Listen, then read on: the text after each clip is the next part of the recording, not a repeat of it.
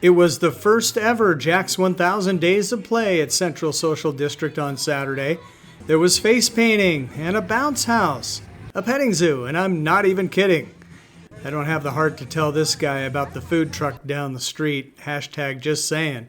The event put the fun in fundraiser for Jack's 1000 Days Foundation. You see, Jack Donaldson only lived a little over 1,000 days. When he was just 2 years old, he was diagnosed with Batten's disease. Batten's disease is, you can think of it as a childhood dementia. Basically, he's missing a gene that tells his brain to clean out the plaque.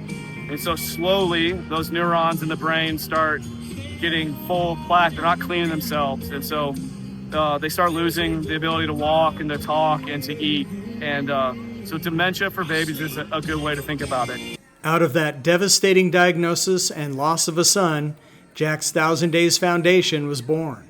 It feels like it's all I can do. This is all I have is to like there was a lady right after I lost my son, and she spoke at an event talking about how she had lost her son, and I didn't know, I had no idea that she had lost her son. So it was very cool for me at that point, as someone who was losing her son actively, to see somebody who had actually survived losing her son.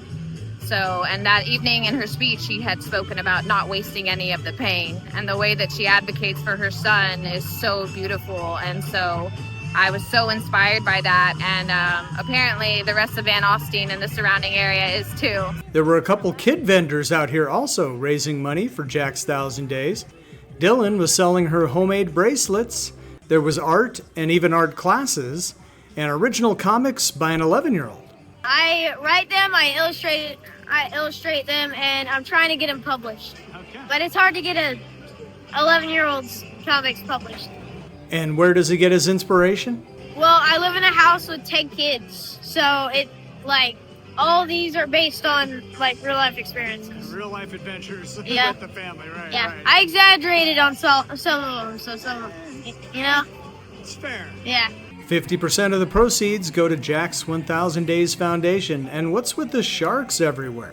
Before we knew Jack had Batten's disease, I nicknamed him the Shark because the boy was always eating and always moving. And so it was just my nickname for him. He was my little shark. Even though this was just the first ever Jack's 1000 Days of Play, VA can look forward to more. This is the first time I've done a public event of this size. So usually we do galas and things like that. So this is my first outdoor event, and I'm pretty proud of it. It's got a good turnout.